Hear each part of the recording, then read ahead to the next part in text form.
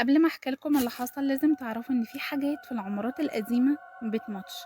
حتى لو الشقة اتقفلت، حتى لو مفيش حد ساكن، في صوت، في همس، في حاجة بتستنى اللي يعدي.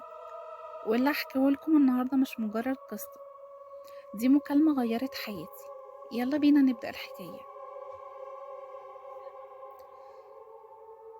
كنت راجعة البيت الساعة 12 بالليل بعد يوم شغل طويل. العمارة كانت ساكتة وهادية، والطرقة كانت ضلمة جدا. كان في نور ضعيف جدا منور من لمبة قديمة. وأول ما دخلت شقتي الموبايل رن. الرقم ما كانش متسجل، بس ده الطبيعي يعني. الغريب كان في الصوت. فتحت المكالمة، سمعت صوت نفس حد كبير في السن، وبعدها صوت ست بيقطع، وقالت لي لو سمحتي انزلي شقة رقم 14، الباب مفتوح بس أنا مش لوحدي. وقبل ما استوعب المكالمة قفلت. أنا أصلا ساكنة في الدور الرابع، والشقة 14 دي قدامي على طول. بس الشقة دي مقفولة من 8 سنين، وآخر حد ساكن فيها مات لوحده، ومن بعدها محدش قرب لها تاني. قربت من الباب وفعلا لقيته مفتوح نص فتحة، ومكان الفتحة كان خارج نور ضعيف جدا، وريحة كانت أغرب من الخيال. قربت ودخلت أول خطوة، وأول ما رجلي لمست الأرض الباب اتقفل ورايا جامد. قفلت عيني ثانيتين وقلت بصوت واطي جدا: مين هنا؟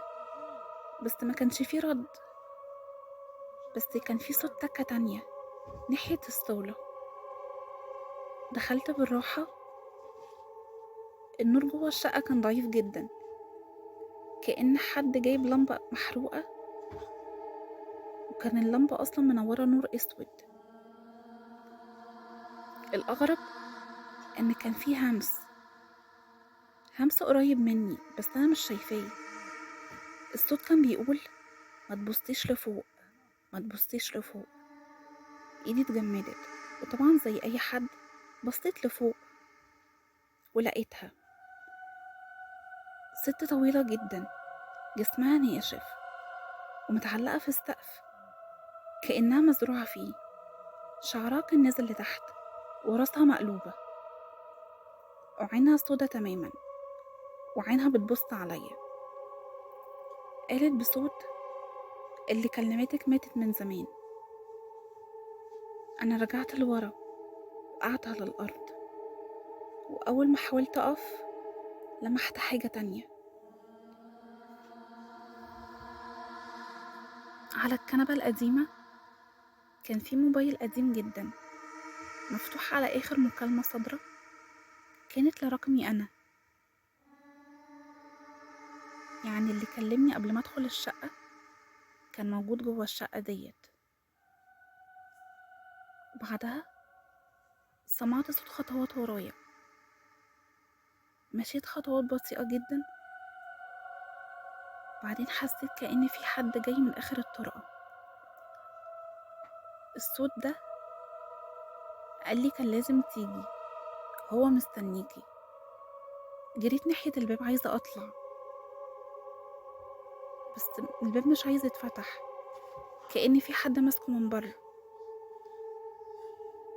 في صوت نفس تقيل قرب من ودني، وبعدها سمعت ضحكة راجل، ضحكة قريبة جدا، ومن فوق، من فوق السقف. لفيت، لقيت ايد سودا طويلة خارجة من السقف. ايد كأنها اتحرقت، وبتقرب مني ببطء، كأنها بتختار اللحظة. الحيطان كلها بتعمل صوت عالي جدا، كأن أنين حد محبوس من سنين. والنور اتحول لأحمر، والهوا بقى تقيل. وفجأة الشقة كلها بقت ضلمة تامة، واستمعت جملة واحدة. أخيرا أخيرا واحدة سمعت الندى. وبعدها مفتكرتش حاجة غير إن في إيد ضوافرها غرست في كتفي، والشقة كلها اختفت. ولما صحيت كنت قدام باب شقتي، والساعة كانت 7 الصبح، والموبايل بتاعي مفيهوش أي مكالمة ولا حتى رقم متسجل. بس الغريب إن شقتي كل يوم الساعة 12 بالليل أسمع حد بيخبط عليا، وأسمع نفس الهمس: ما تبصيش لفوق.